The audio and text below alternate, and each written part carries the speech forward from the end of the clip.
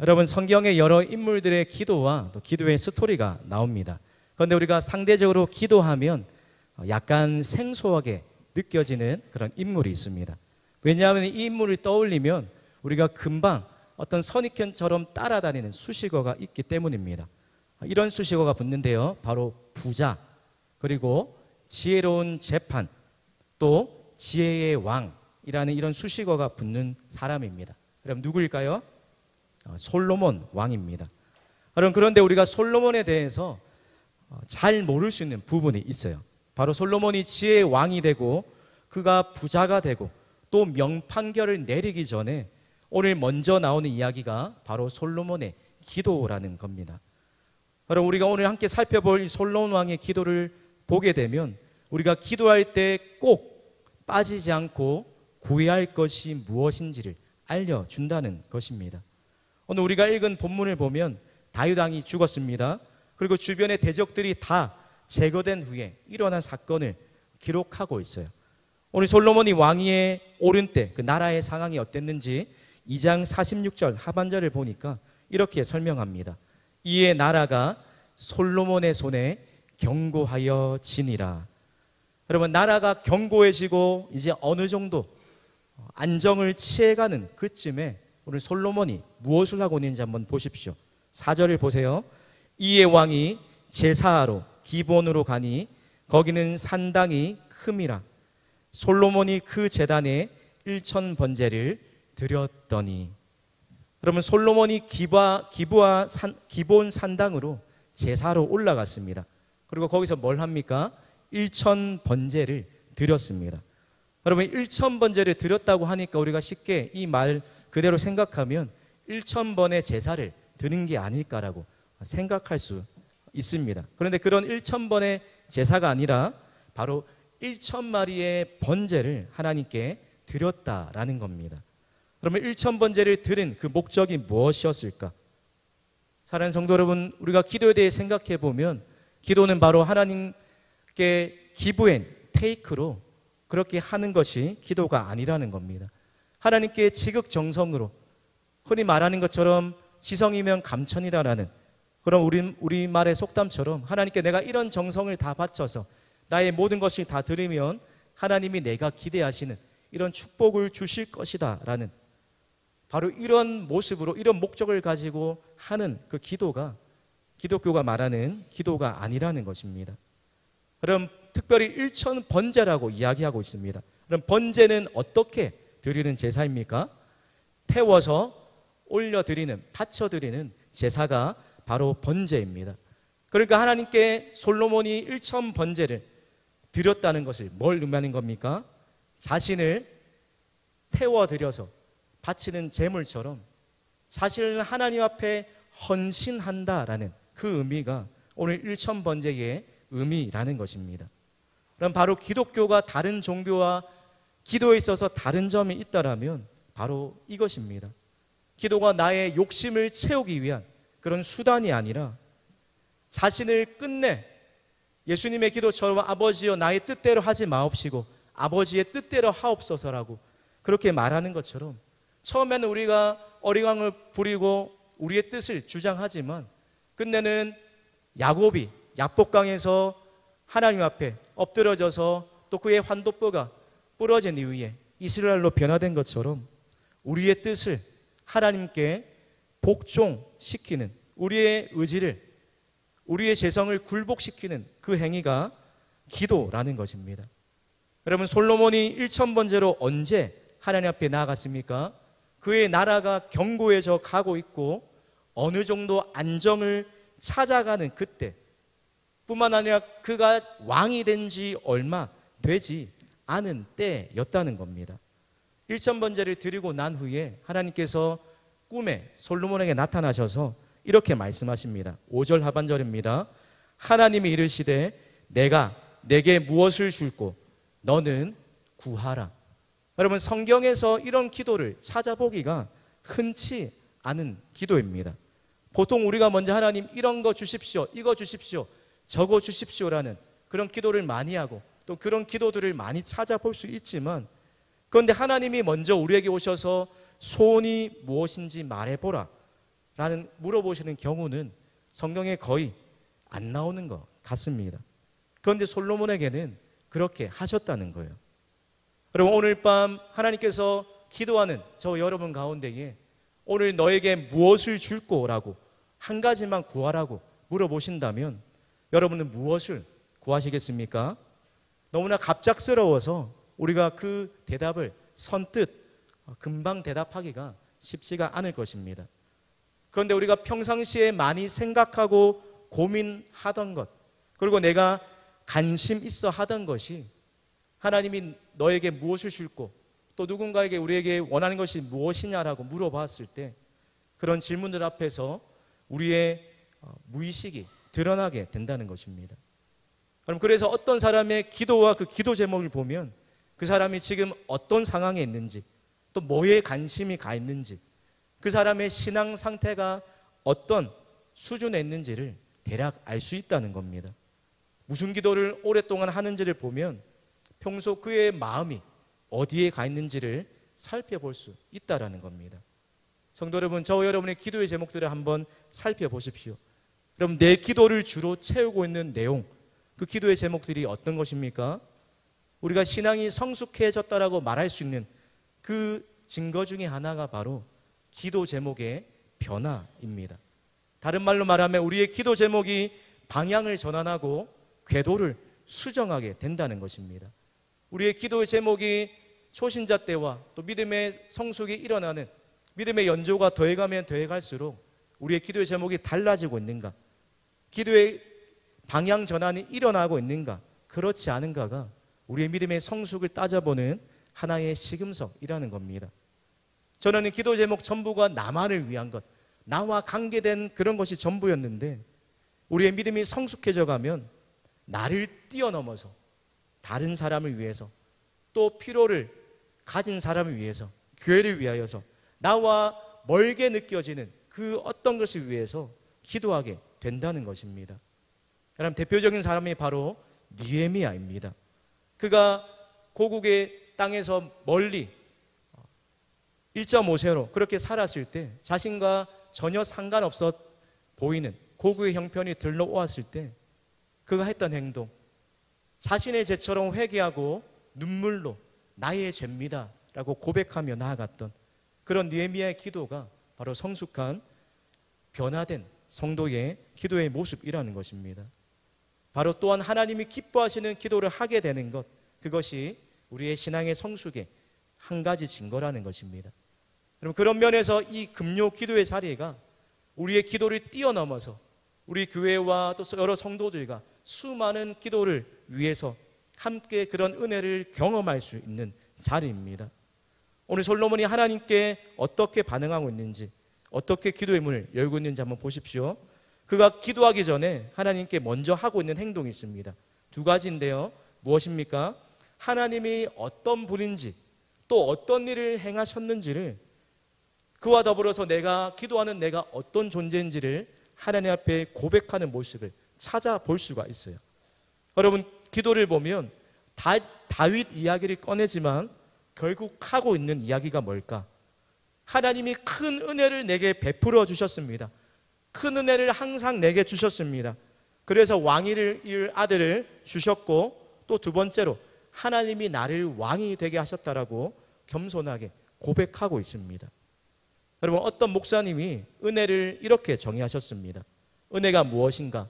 은혜는 하나님의 크심과 나의 자금 사이에 있는 간격을 인식할 때 받을 수 있는 것이다. 한 번 더요. 은혜는 하나님의 크심과 나의 자금 사이에 있는 간격을 인식할 때 받을 수 있는 것, 그것이 바로 은혜라는 것입니다.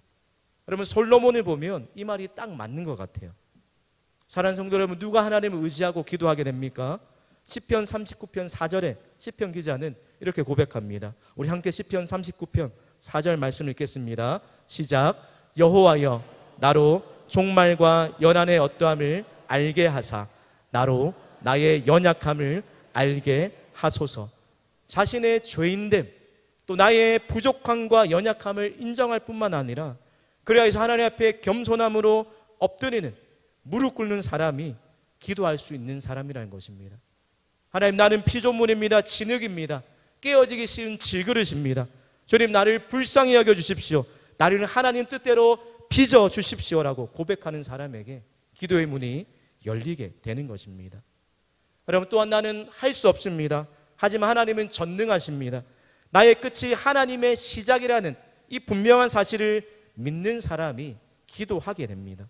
그래서 솔로몬이 이렇게 고백하죠. 7절 하반절입니다. 종은 작은 아이라 출입할 줄을 알지 못하고. 여러분, 솔로몬이 이렇게 이 기도를 올려드는 이후에 7절에 하나님을 부르는데 어떻게 부르고 있습니까? 나의 하나님 여호와여라고 부르고 있습니다. 하나님을 인격적으로 경험하고 친밀한 그 관계에 있다는 표현이 나의 하나님이라는 표현입니다. 여러분, 기도는 하나님을 부르는 것에서 시작됩니다. 주여, 하나님, 아버지라고 우리가 부르짖을 때에 하나님이 귀를 기울이시고 들으신다는 것입니다. 사랑하는 성도 여러분, 우리의 기도의 자리도, 우리의 기도의 시간이 더 길어지고 깊어지면 깊어질수록 솔로몬이 그렇게 불렀던 것처럼 하나님을 나의 하나님이라 부르고 내가 경험한 나만의 내가 부를 수 있는 그 하나님의 성품을 고백하면서 하나님을 부르는 그 고백이 더욱 풍성해지시기를 축복합니다. 오늘 이런 과정을 지나고 난 다음에 솔로몬이 자기의 형편과 상황과 소원을 하나님께 아뢰입니다. 그런데 세상의 왕들과 구하는 것과 차이점이 있다는 거예요. 어떤 차이가 있을까요?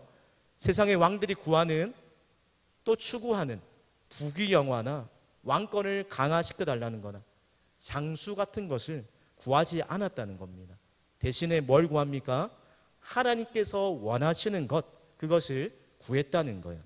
바로 하나님이 기뻐하실 만한 기도를 했다는 겁니다. 우리 9절 말씀을 같이 읽겠습니다. 시작. 누가 주의 이 많은 백성을 재판할 수 있사오리이까?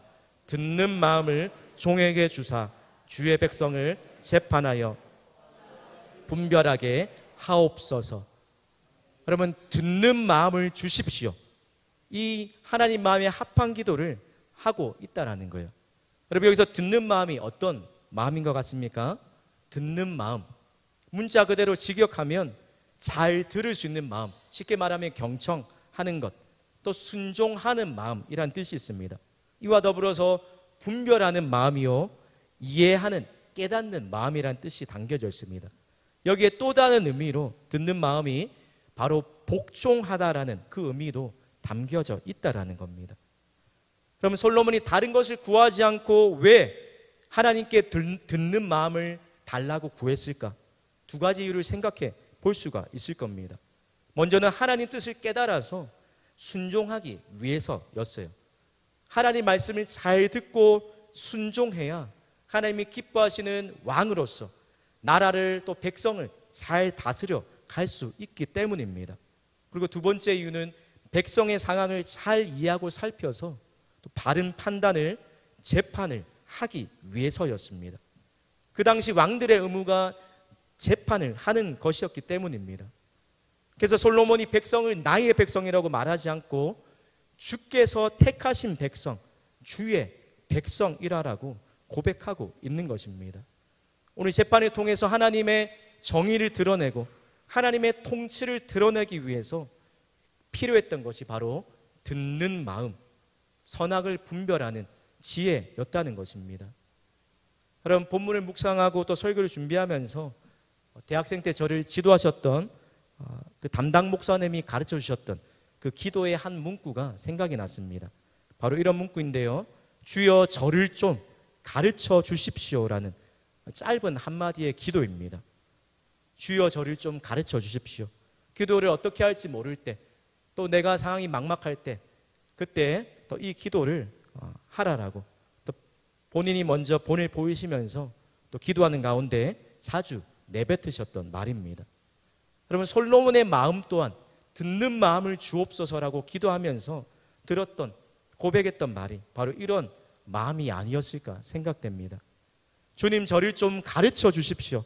제가 왕이긴 한데 경험도 많이 없고 어떻게 할지도 모르겠고 더군다나 내 마음에 합하다고 부르셨던 그 아버지 다윗처럼 하나님 뜻대로 나라를 다스려갈 그 경험과 지혜가, 능력이 부족합니다.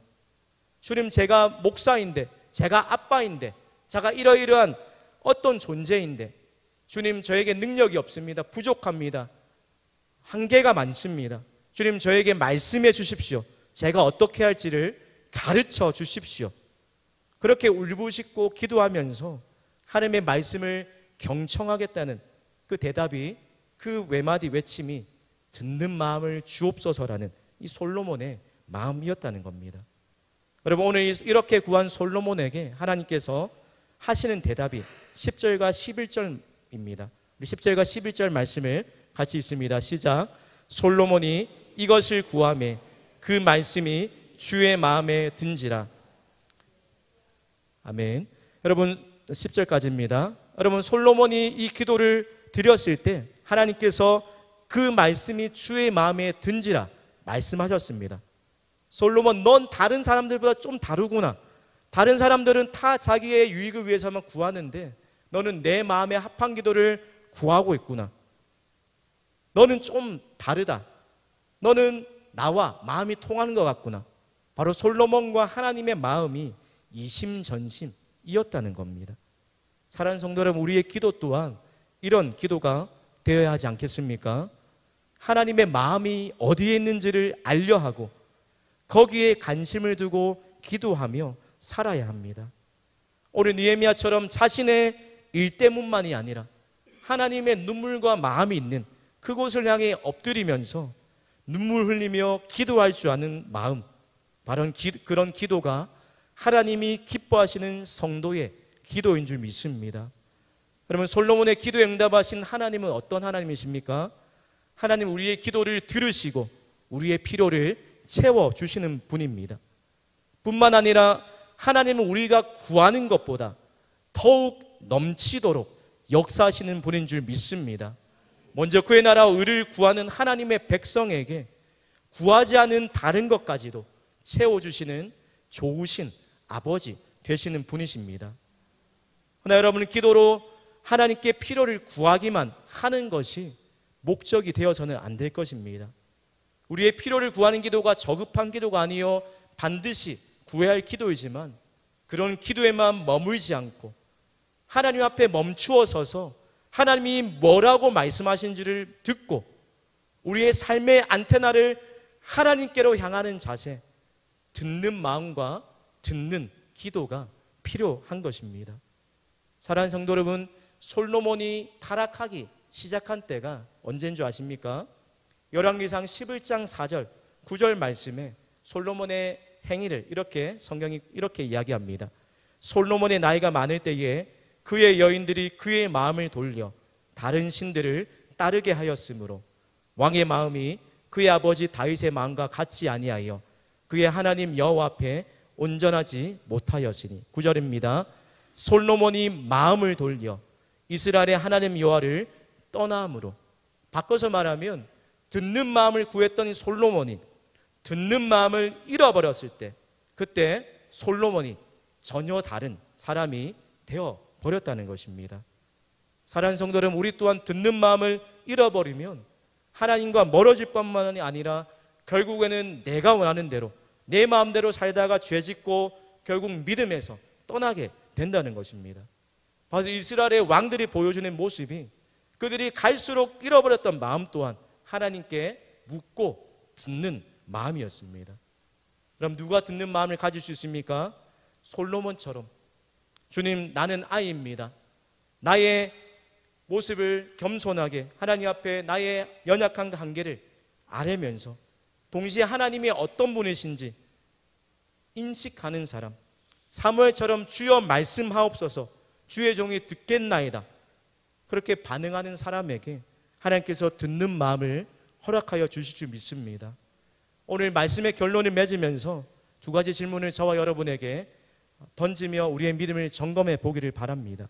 첫 번째로, 내가 구하는 기도는 하나님이 기뻐하시는 것인가? 그러면 그렇지 않다라면 내 기도에 궤도 수정이 필요하고 방향 전환이 필요한 부분은 무엇인가? 라는 사실을 점검해 보시기 바랍니다. 야고보서 4장 3절에 이렇게 말씀하십니다. 너희가 얻지 못함은 구하지 아니하기 때문이요 구하여도 받지 못함은 정욕으로 쓰려고 잘못 구함이라. 하나님이 기뻐하시는 것을 구하는 기도 들으시는 저와 여러분 되시기를 소망합니다. 마지막 두 번째로 누구의 소리에 귀를 기울이며 살아가는가라는 질문 또한 우리가 동시에 점검해야 할 질문입니다. 날마다 분주한 세상을 살아가면서 우리 안에 수많은 뒤섞여 있는 세상의 소리, 우리 내면의 소리, 하나님의 음성 가운데에 어디에 귀를 기울이며 살아가고 계십니까? 바라기는 세상의 소리와 우리 내면의 소리가 아니라 하나님의 말씀에 더 귀 기울여 들을 수 있는 그런 마음 되시기를 축복합니다. 오늘 저와 여러분이 기도할 때 다른 필요들도 구해야겠지만 한 가지 꼭 빠지지 않고 구할 것, 그럼 저를 따라 한번 고백해 주겠습니까? 주여 듣는 마음을 주옵소서. 사랑하는 성도 여러분, 하나님께 우리가 귀 기울일 때 하나님 또한 우리의 작은 신음과 기도에도 반드시 귀 기울여 주실 줄 믿습니다. 오늘 이 믿음의 확신을 가지고 기도하시는 저와 우리 모든 성도님들 되시기를 주님의 이름으로 축복합니다. 기도하겠습니다. 하나님 아버지, 오늘도 솔로몬에게 허락하셨던 것처럼 듣는 마음을 허락하여 주시옵소서. 또한 우리가 작은 신음으로 기도하였을 때에 그 신음 또한 외면치 않으시고 반드시 기도에 응답하시며 우리가 구하는 것보다 더욱 넘치도록 역사하시는 좋으신 아버지 되심을 경험하는 오늘 기도의 시간 되게 하여 주시옵소서. 우리가 이 자리에 나온 이유 한 가지입니다. 하나님, 주님은 악마하는 자에게 세임 주시며 메마른 영혼, 황폐한 영혼, 에스겔의 군대와 같이 셈을 얻어 소생할 줄 믿습니다. 하나님, 악을 골짜기와 같은 것도 소망의 문으로 만들어주실 분이 하나님인 줄 믿사오니 오늘도 기도할 때에 우리에게 성령의 능력으로 소망이 충만케 하여 주시옵소서. 하나님, 은혜를 구하며 나아갑니다.